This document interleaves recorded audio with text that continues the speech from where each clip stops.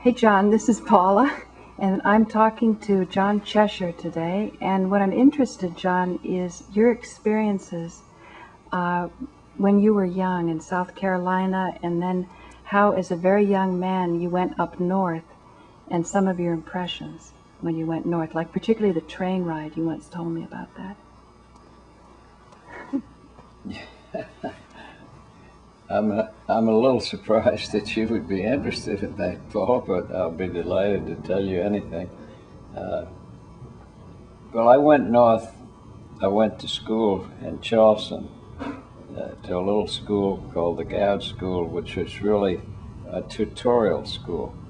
I had a little trouble in public school because I suppose I was small for my size, and the bigger boys used to beat me up, and I wasn't doing very well. So my father decided to take me out of craft school, which was a public school, and it met me to this little tutorial school, which was run by a marvelous old guy he'd gone to the University of Chicago, and he had 16 students, and he taught his 3 subjects were Latin. He didn't teach English grammar. He said you'd get that from Latin grammar. Mathematics, which we did on a board. We had to do it in front of the class. We had arithmetic, but we also had algebra and equations. Now this has all happened before I was 12 years old. And then the other subject was declamations and recitations. We had to lays of the ancient Rome. We had to remember and recite, and things like Rhyme of the Ancient Mariner, poems like that. So that occurred until I was about 12 years old, and at 12, my aunt, you have to visualize that we were a family living in Charleston.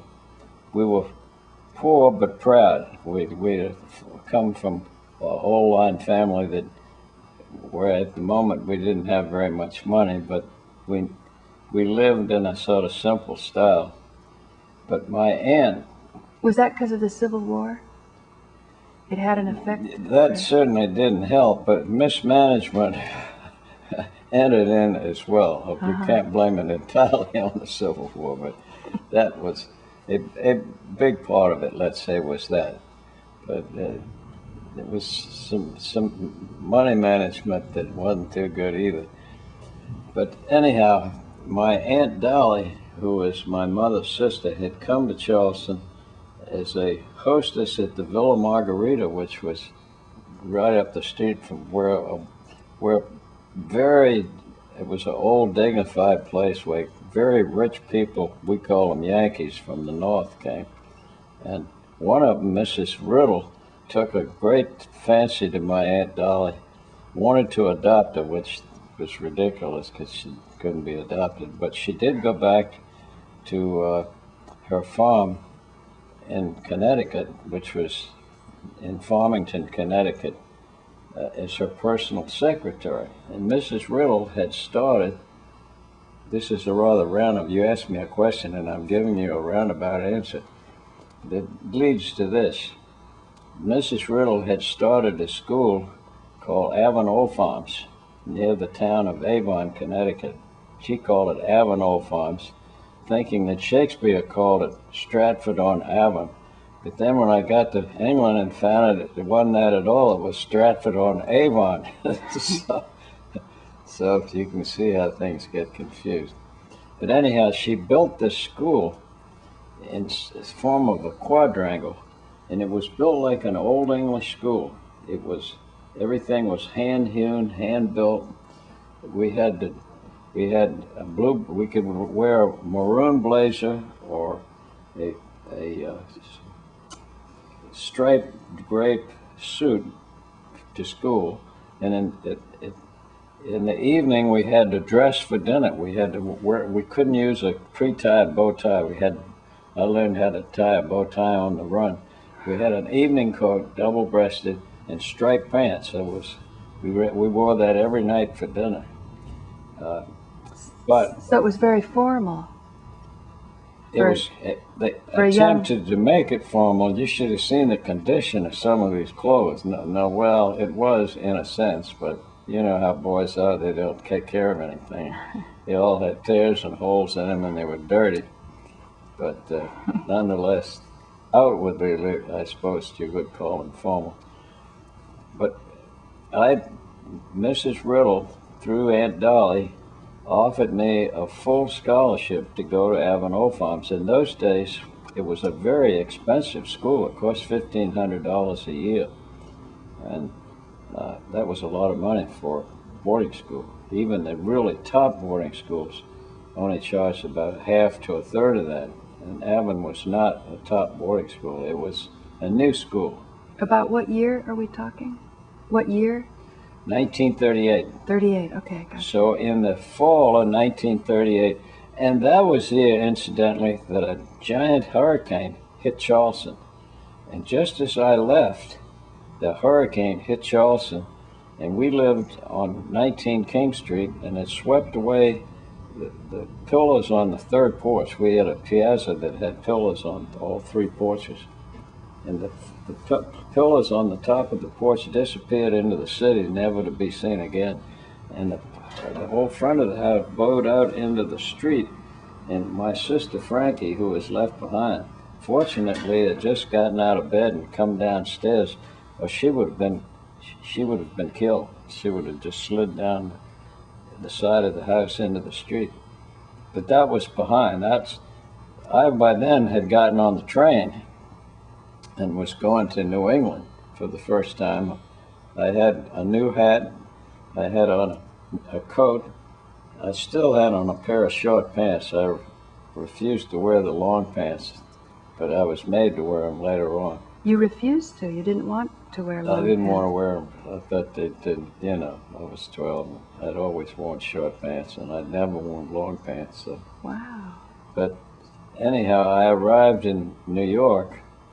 I got to New York successfully, and my Aunt Amelia Davis, who lived... Oh, but just a second. Before we go into getting right into New York, what I was really interested in several months ago, you told me as a young boy wearing short pants from the culture that you just described so well, your experience the first time with Jewish people in the train car. No, and my interest is because I'm collecting people your age who are Jewish, who also had their impressions and certain misunderstandings of, and my whole point of my show is that we can understand each other better, and how powerful our first impressions are. I omitted this chapter.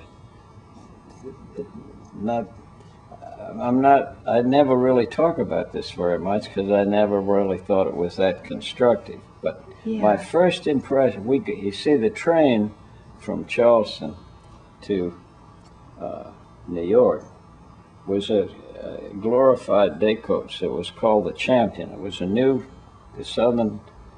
South Atlantic, I guess it was the Southern Railroad, Atlantic Coastline Railroad. And it ran all the way from New York. In fact, the reason for the train was it would go to Miami. It was called the Tam-Miami Special. And it either went to Miami or it would split off around Jacksonville and go to Tampa.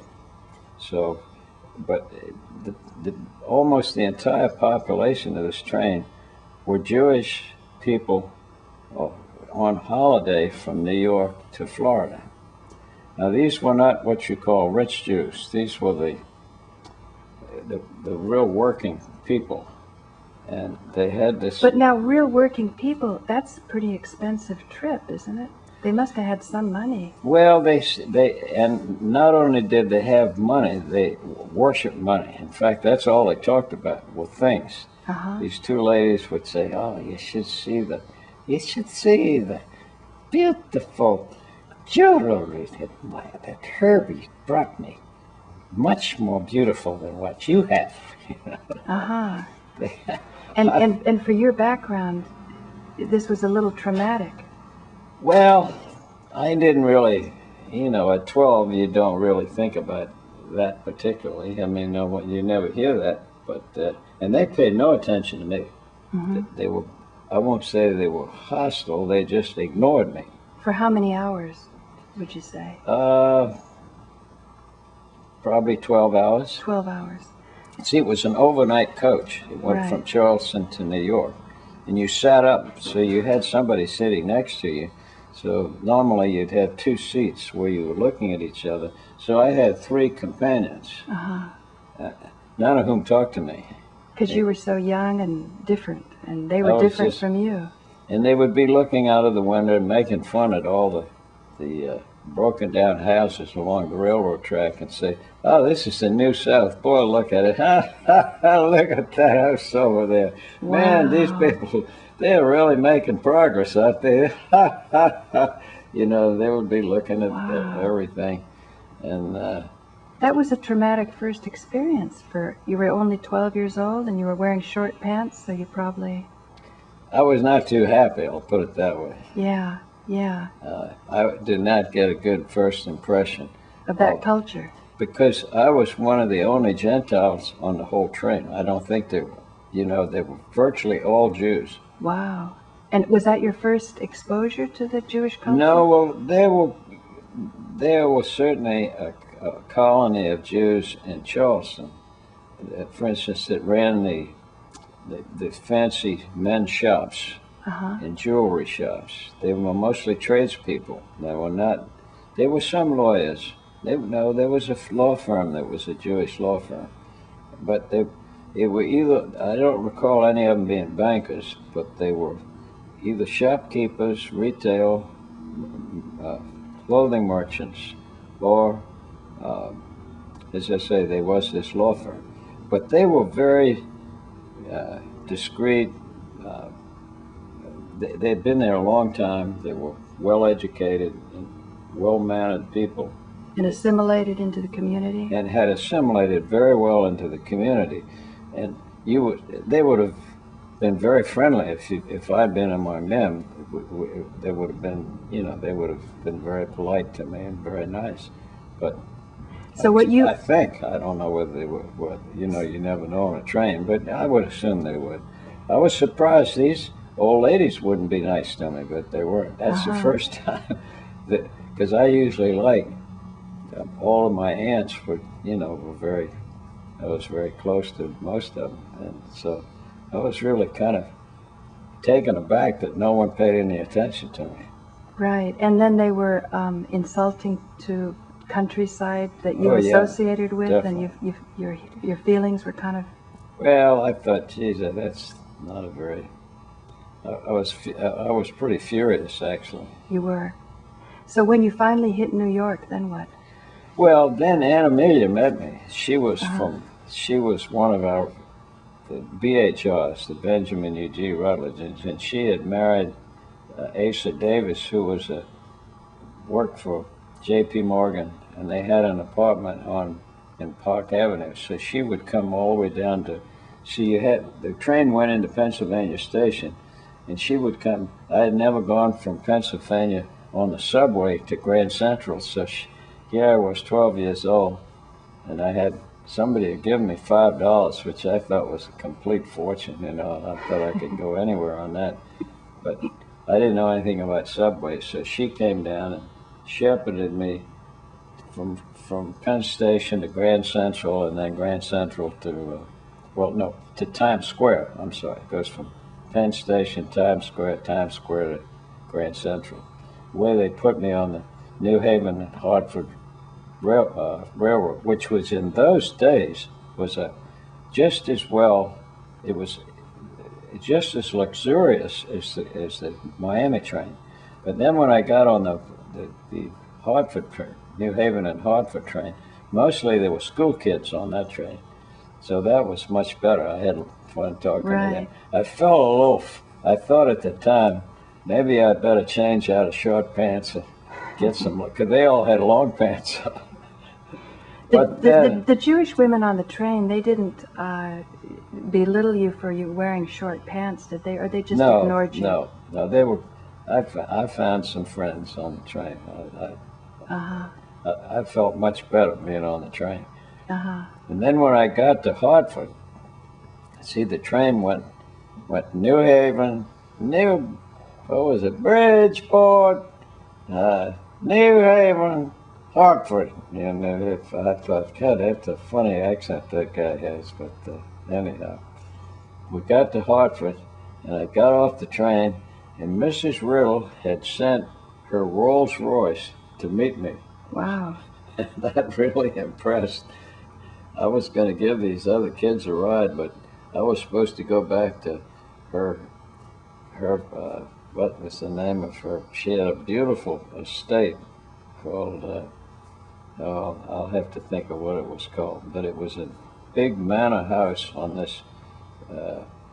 We later went to work in the barn there. She had a big dairy herd and a lovely estate right next to the girls' school where my wife Julie went. Just strangely enough, the house that Mrs. Riddle had was within a stone's throw of Miss Porter's school.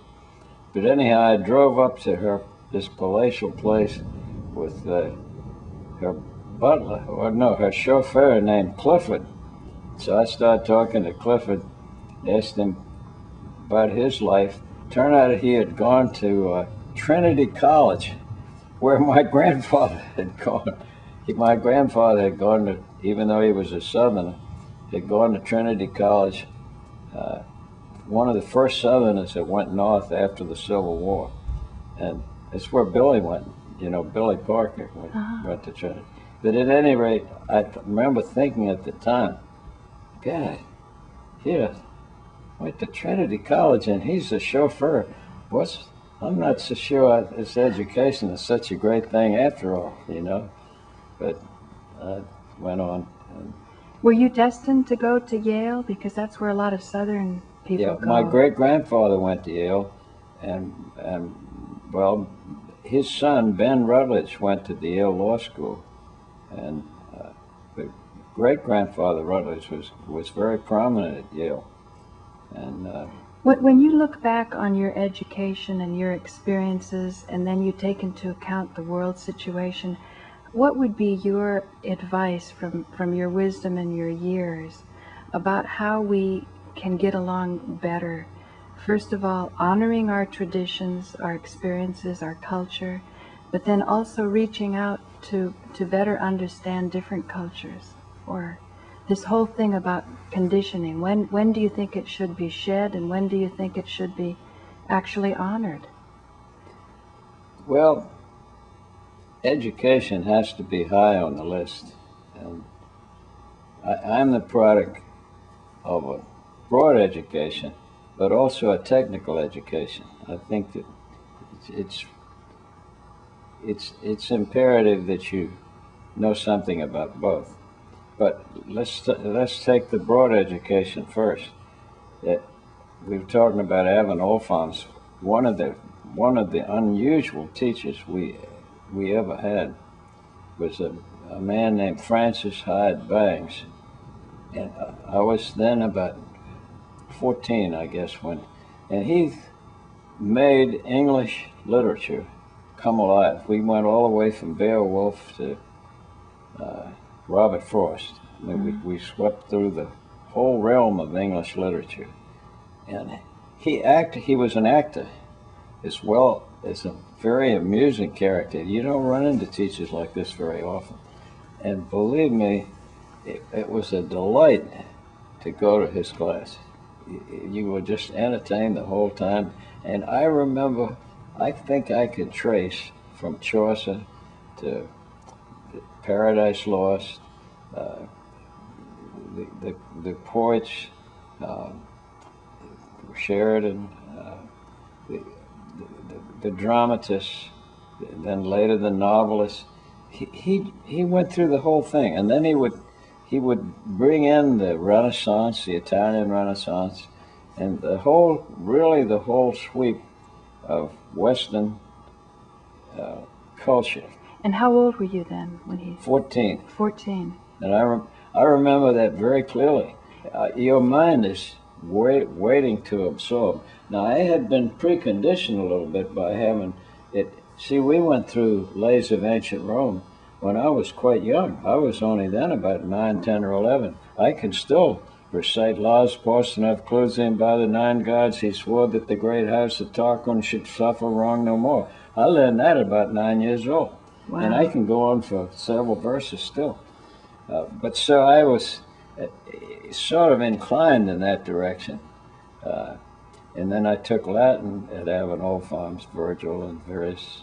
We went up Catullus, Horace.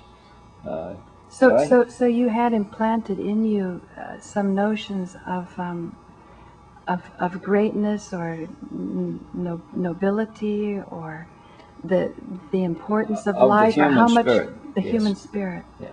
Oh, absolutely, absolutely. Now, along those and you lines, sometimes you lose that along the way, particularly in college, because college is such an overwhelming it was for me, because then I was immersed in chemical engineering and the necessity of mastering skills, right, like chemistry, physics. It's before the time when you can enjoy physics, because you don't have the tools with which to think. It takes a while to accumulate all that. And meantime... You mean the wisdom of life experience, so that physics becomes different than just... Well, now physics, you see, finally, as you go along further in life, becomes part of the living experience. You see what really makes things happen, and then the relation between what happens with the more material things that people do. Physics underlines the action of virtually everything that occurs in this universe. And of course there we go, the lights came back. Great. We'll just carry on. Physics eventually will ally itself with spirit through, this discussion of the waveforms we are talking about. Spirit is a universal waveform as well. And one of the arguments is that everything is alive, not just the surface, which contains life, but the entire universe is alive and communicates with itself, because it emanates, even a rock will emanate vibrations, which will essentially affect everything else. So we're all interrelated. Life arose from the electronic underworld, if you want to call it that, or sub-quantum world, or subatomic world. And it went one way to become life, and in another way to become an inanimate being. But the inanimate being is still, in a sense, part of life. So, what you learned at 9 years old and at 14 years old with these great teachers, you could reflect on in your later years and tie together and make something like technical education more meaningful. True. I think if you neglect the basic exposure to so-called the humanities, particularly when you're young, that you miss a lot. Because if you simply discuss mathematics, or mathematics is only a tool, it's an interesting tool, but mathematics may aid nature, but mathematics are not nature. Mm-hmm. They may approximate nature. You can use mathematics in very ingenious ways to predict or simulate or explain natural phenomena, but mathematics is not nature. It shouldn't be worshipped as such. So you need an appreciation of the human condition, so that you can use, and the natural condition, so you can use mathematics properly. Mm-hmm. So you shouldn't just teach a child. In a sense, I deplore the overemphasis on communication today that's been wrought, because we had computers, but not in the sense that you have them now. Computers have been around forever. the abacus, for instance. We used to have mechanical computers aboard the battleship I was on in World War II, which would only trace a plane for 300 knots, whereas a present computer can contribute. It doesn't matter what the speed is, they can still pick it up. I sense you're mistrusting technical solutions for some of our thorny or modern problems. Like, for example, in Iraq, we're at war right now, and most of the Iraqis have not had the type of education that you've described. And yet, on a technical level, oftentimes you can see Americans and Iraqis sitting together with a technical education and having similar viewpoints. But you were very eloquent the other day in talking about our involvement in the war and how you felt if it was really ascertained that we weren't wanted there, that we should leave. Do you have any way of wrapping up how you have expressed your background? I think you asked a question that is baffle many of mine, as to how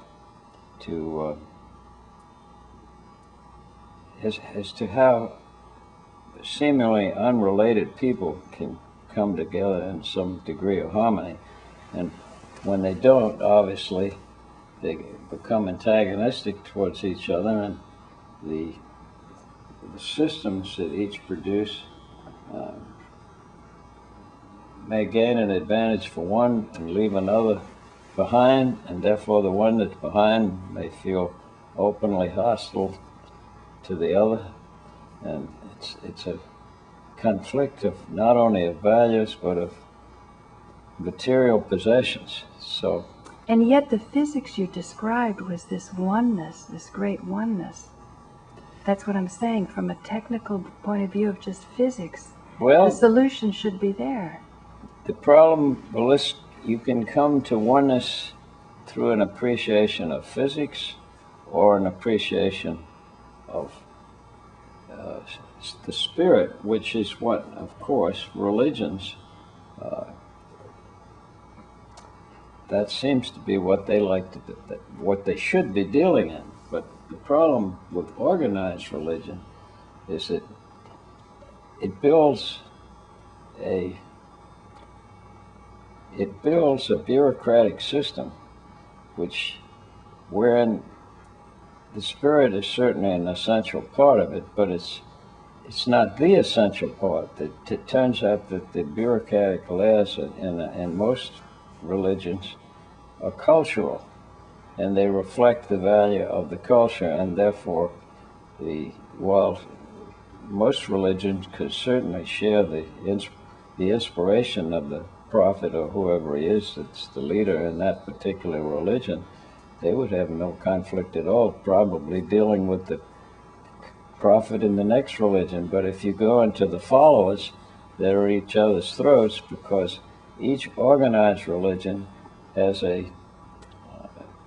take the Christian religion. We have a layer of priests, or we have a bishop or a cardinal, and they become entrenched in what they're doing, and they become happy with the power that they create, that they have acquired. And when they see another religion with their counterpart over there that has a certain power over his following, market share, it's not the spirit that's at risk. Prophet probably is appalled that the followers have built these edifices which certain people have created. They probably would be appalled at what's happening, but the followers are now at war with each other. So it's a difficult thing to look beyond. So you're not looking for hope from a religious point of view. No. But at the same time, you've said that you've mistrusted, or you're not going to bank on pure technical ability either. All this going on about communication, and instantly we could be on the internet with somebody in Iraq. But the question is, once we have this connection established, what would be the platform where we could have a common language, or and I don't mean literally, just some common foundation from which we would exchange our needs, so that when we can articulate them, we can hope that they could be met by the other and enhanced even. You're asking for a very utopian, difficult condition to acquire or produce or enjoy.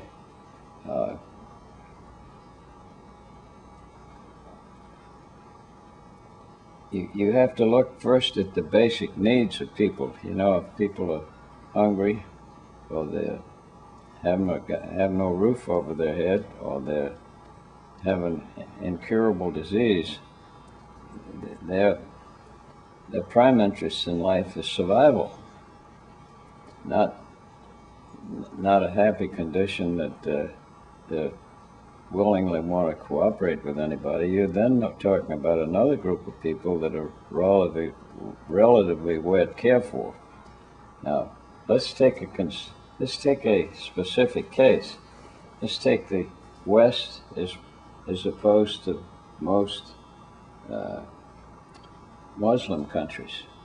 The problem there is that we have enjoyed for about 400 years a system of creating goods and distributing goods, which is advanced using what we call capitalistic methods. The Muslim countries have not advanced. Say 500 years ago, capitalism did not exist. It was a mercantile system, and the church, the Christian church, was opposed to the use of interest. It was called usury.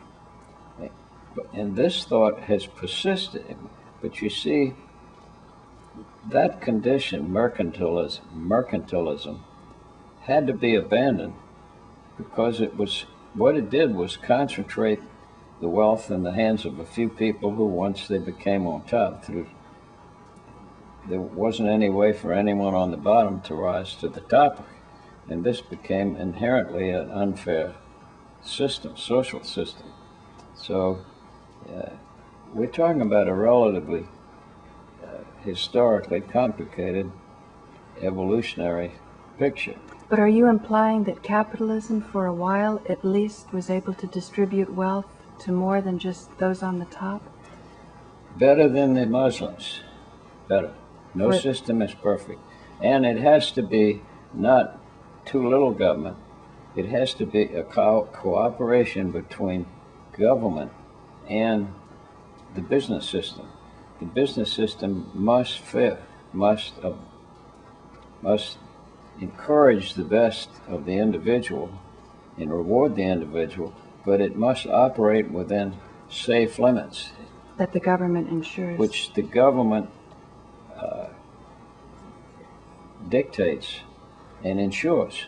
Now, do you think today in Iraq that those limitations are being threatened? Well, now, I didn't talk about their system. Their system is based entirely on a series of partnerships, as opposed to capitalism. You know, and if you buy many people don't understand capitalism, but capitalism means that you can put money into an independent organization, and your only risk is to lose the money you invest. Whereas if you go into a partnership with somebody and the partnership fails, the people that have lent money to the partnership can acquire anything else that you own. It's unlimited as to what they can Can you give an example? seize. Can you give an example? Because, I mean, if you buy stock and the company goes bust, you lose the stock. Well, but in the Arab system, what? Suppose like Enron, you could put stock in Enron. Enron goes bankrupt. You lose the stock, but no one can come and take your house. All you can lose is the stock. I see. Whereas if you had a partnership with Enron and the partnership failed, then you're responsible. Then your total wealth is responsible. So if the partnership fails, the bank can come and acquire your house in fulfillment of the failed partnership.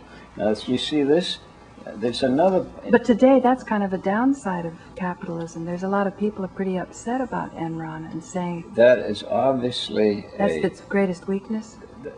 It's certainly something that the government has to guard against. No system is perfect. And it's... For every Enron there are 100 companies that are successful. You can't just pick out the failures. You have to guard against the failures. But now let's go back to partnerships. In the Muslim world, there's no capitalist. There are no corporations. None. There are only partnerships. And now this restricts you in two ways. It's more dangerous, and it's very unwieldy. Because you mean it's more dangerous because people wouldn't take risks as much and you wouldn't have innovation because they'd be worried about losing everything? Precisely.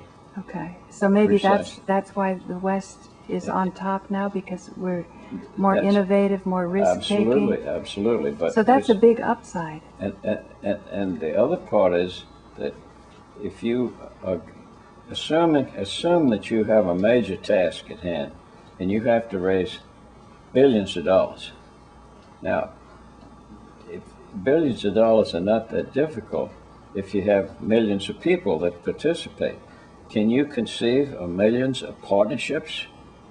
Think of the unwieldy condition that would be, so that you're restricted in the scope of things that you can do with partnerships. You might be able to build a big building, but you can't finance an enormous new industry.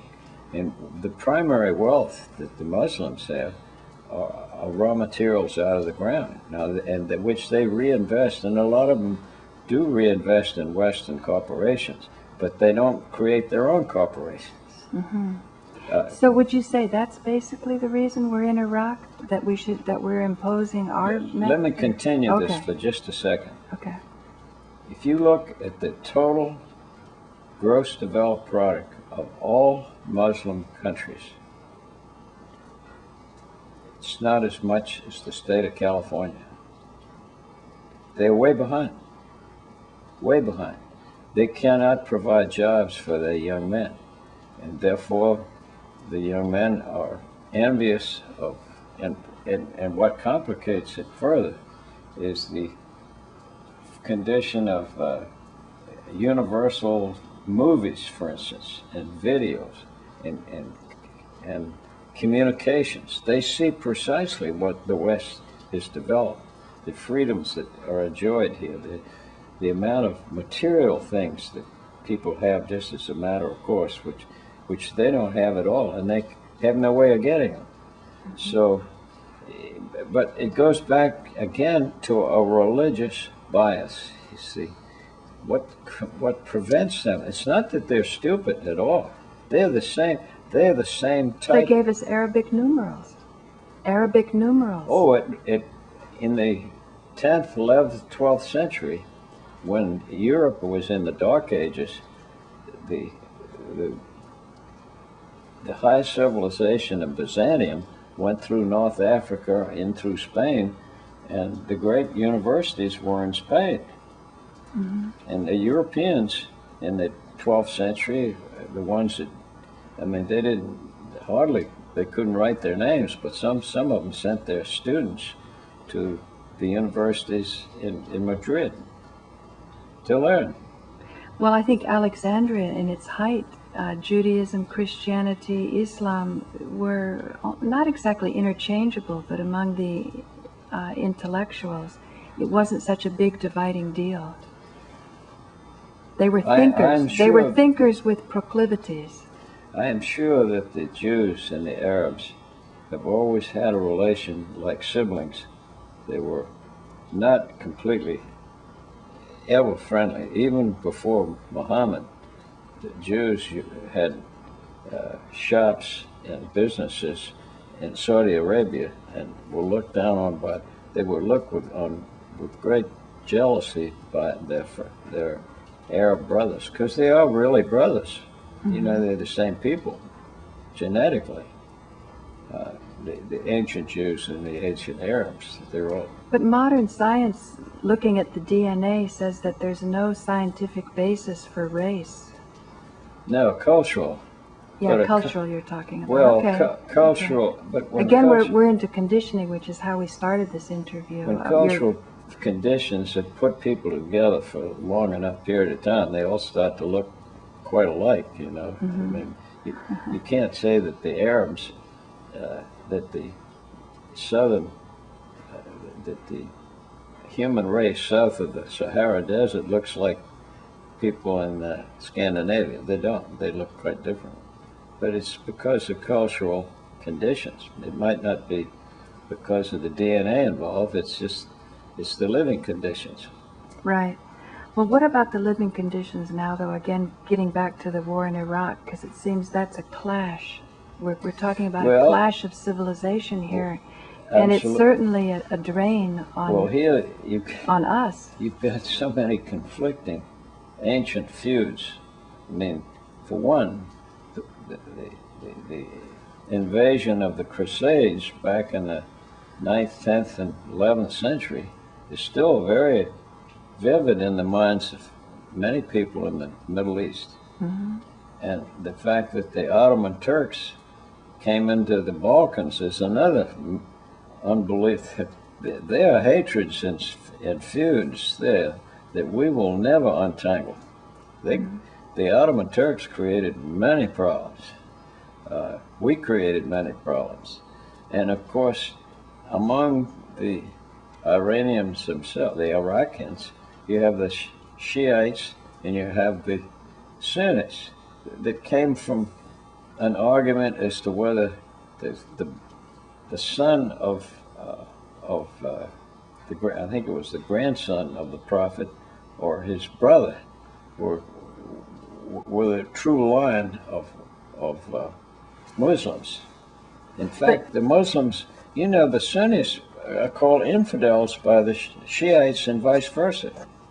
I know, and we have our problems. The Greek Orthodox and the Catholics argued over how the Virgin Mary got pregnant. but I'm saying, and you know where the Virgin Mary is now, where her house is in Turkey. I've been to it. Oh, really? It's near Ephesus. Ephesus. And there's probably more references to Mary in the Quran than there is in very interesting. In our New Testament. Very interesting. They hold her in high reverence.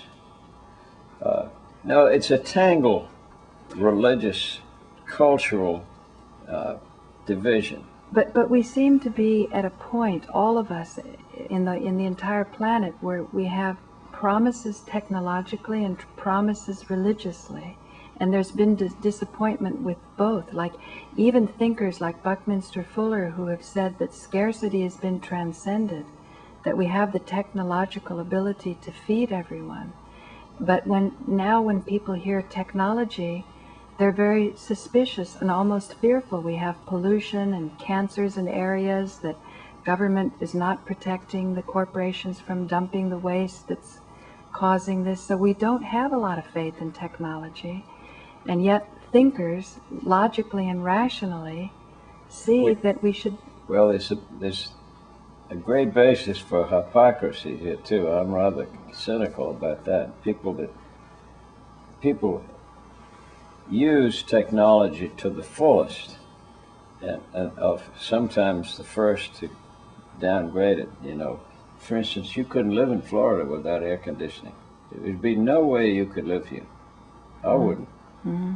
So technology is the basis for the existence of the Southeast and the reemergence of the Southeast. And it would be silly to think that isn't the case, because it is the case. people forever talking about the inadequacies of modern medicine. Well, or another, of the terrible condition of the food we eat. The fact is, everyone's too fat, they live too long, and it's, the existence of this horde of people that are overweight, obese, and living too long speaks volumes for the condition of and availability of food and of the efficacy of the pharmaceutical industry. So the whole thing is people are continually complaining about wanting more and more without ever giving any thought that they would have been dead 20 years ago. Well, along the lines of living too long, isn't that kind of a function of accomplishing what the promise of human life is that you hinted at 9 years old, at 14 years old? You were exposed to some very great thinking and ideas. I don't think they were related. The longevity of the present generation is entirely due to the condition, to the quality of the health industry. No. I agree with you saying that, but what I'm saying is a lot of people are very bored. And they're very bored. They find life boring. They're making boring contributions. They don't find meaning in life. You know, what I find when I spend time with you, you read about modern science, about physics. Even the comment you made the other day seemed a little uncharacteristic of someone of your background, that you felt if it could really be determined that we were not wanted in Iraq, we should leave. But it was an inspired moment. I mean, I don't know if you can recreate that moment or explain what you were thinking. Well, I would find it, I think let's go back to the beginning.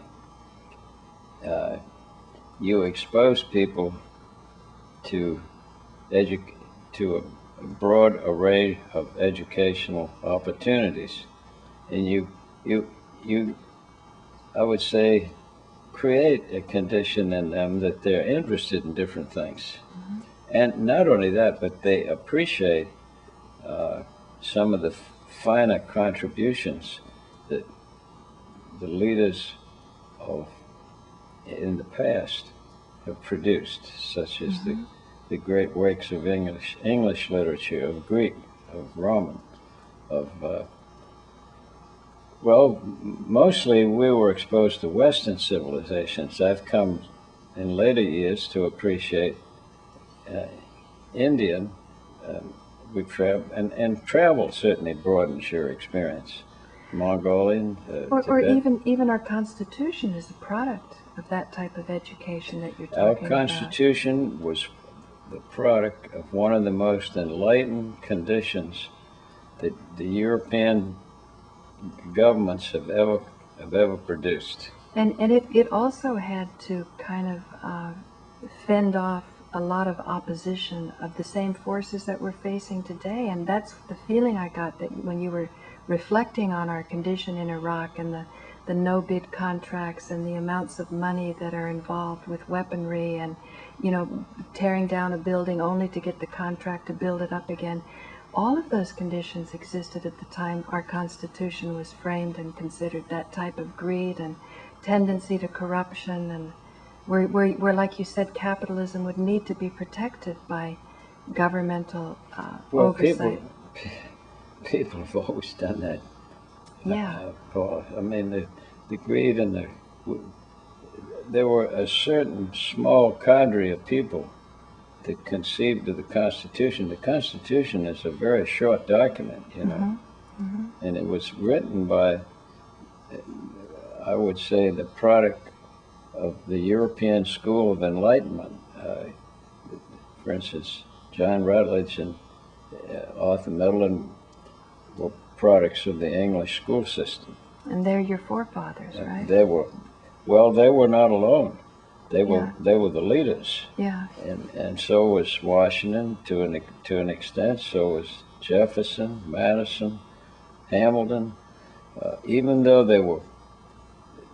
many of those men didn't go to school in England, but they were a product of the thought process that was and prevalent then. a greater hope. That thought process was. Oh, the hope that this country had was that, it was people came over here for freedom of religion, and what they meant was freedom from the excess of religious persecution. Right. You remember this was if you go to the Middle West, you'll find all kinds of experimental colonies of people. Have you ever seen it? Been to the Shakers, for instance? Oh, yeah. They had the Shakers, the and then Quakers they had the Amish people, and they're still around. And Mennonites, they were all attracted to that hope.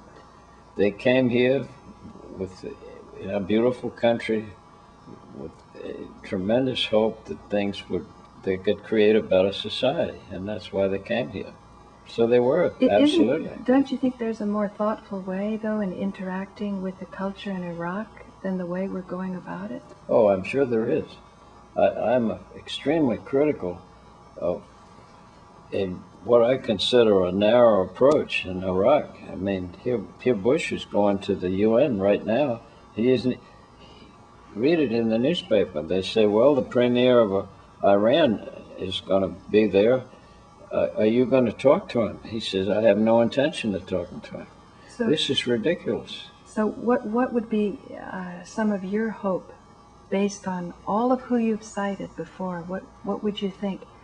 What would you wish for our president now, for the United Nations now, for the premier of Iran, for the people? Well, I think that you have to.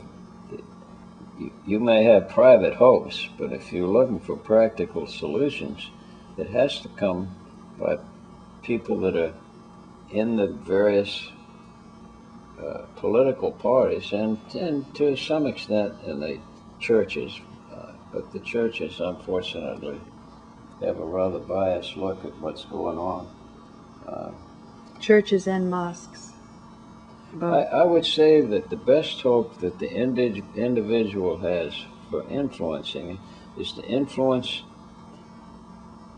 the most important member of the legislative branch that you know and influence him. Mm-hmm. And that's what you're going about doing with? I try to, yeah. You try to. The difficulty with that is that often people get in local power that you're not very happy with. I think the Republican Party here has done a reasonably good job, but unfortunately they've allied themselves with the so-called hard religious right, which we used to call, we had a name for them, we called them hard-shell Baptists. Mm-hmm. Well, Episcopalians have always been known liberal, for being more flexible, yeah. And wait, that one little anecdote about the Episcopalians. The thought was that if you found 3 or 4 of them in one group, you would surely find a 5th. Better living through chemistry, huh? But Episcopals have always had a benign outlook, sort of if you read their prayer, there are some things in there I don't like, but in general, it's not that you should give to the poor and needy wherein you can. Mm-hmm. It's your obligation to help the poor and the needy. I don't think they ever mention a tithe. They do now, but that's a contrived number. I don't think that wasn't in the original text, but they say it's a biblical tithe, but I've found it in the Old Testament, I guess, but it's never been in the Episcopal Church. You give what you... So it's just to help people out, just for the sake of helping them, not for the sake of converting them, or... And true, and it's not... Unfortunately, if you're not of a missionary type, you don't build up a community of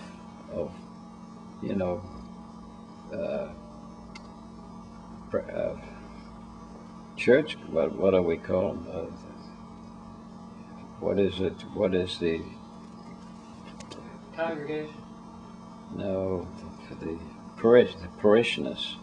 If you don't build up the parishioners, the church does not grow. The Episcopal Church is a very small church. It's a very, I would say, in terms of its importance, it's extremely important in relation to its numbers. Most of the original members of the so-called founding fathers were Episcopalians.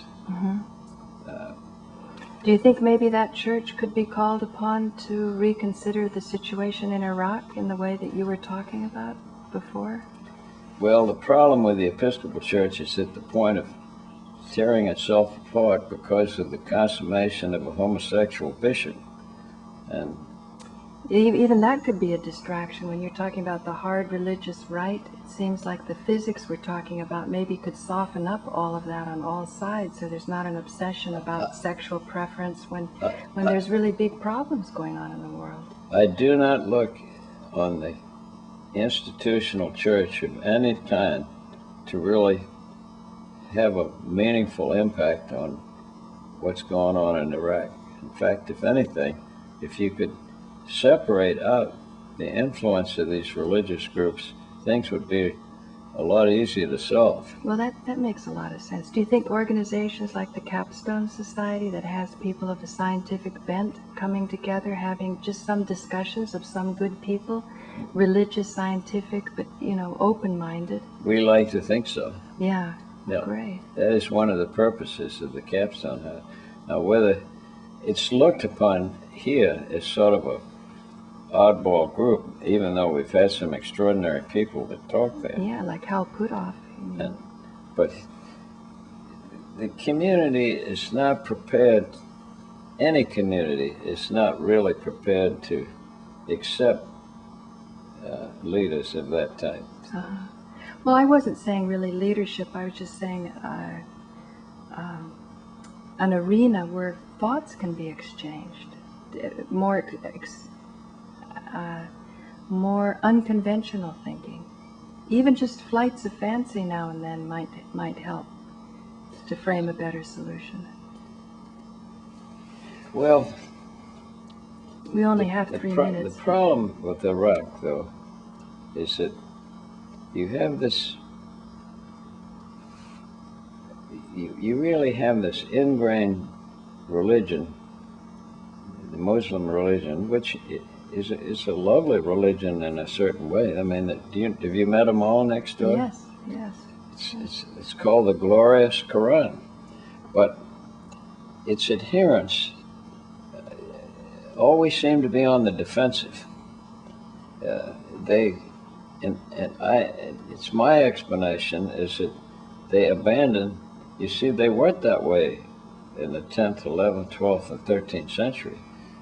What was the name of I can't think of the name of the famous physician, but in terms of astronomy, in terms of medicine, in terms of philosophy, art, thought, the Muslims were way ahead of Western Europe, which was entering the Dark Ages, because they had assimilated the knowledge of Byzantium, which was the ancient Greek knowledge of Western Europe, of the Roman, of Rome, which is... And Christian. And to an extent Christian. I don't know how much Christianity entered into it, because I was thinking more in terms of culture. I see. No, I'm not so It was more the Greek rational culture, is what you meant, because Greek is known for rationality. Correct. And as I say, Cordoba and Madrid had the great universities in the 12th, 13th, 14th, even 14th centuries, where Europeans went. I mean, things like Oxford, Cambridge, and what is the great French university, the Sorbonne. Right. They didn't come along. They were low in the game. Do you remember? We only have 1 minute left, though. What would you think that we shouldn't be putting our efforts where we're not appreciated? I've come to the conclusion that in the political context that we operate today, with the Republicans in charge, in such a, I would call a narrow view of our conflict with Islam, that we should get up. I don't think that narrowly focused the way we're going will permanently result in anything. In fact, it may do more harm than good. I don't have any great solutions. I think you have to do something, but it has to be a multi-branched effort. I do not eliminate force. You have to have, without force, people will never listen to what you're saying. Well, you need force to get out of bed in the morning. I mean, so you have to have a presence there, but you have to have very active negotiation and appreciation for other people. Maybe we should be working with them to try to build their financial institutions. Or I think the very worst thing the Pope could have done the other day was say something about that the Arabs spread, the Muslim world by force, which is really what they did. They overran North Africa. It happened very quickly. But so we could basically say we hope that Bush meets with the head of Iran, that we keep Oh, speaking. I think he should. If it was Bill Clinton, he would have been there right now. Right. You see, Bush is probably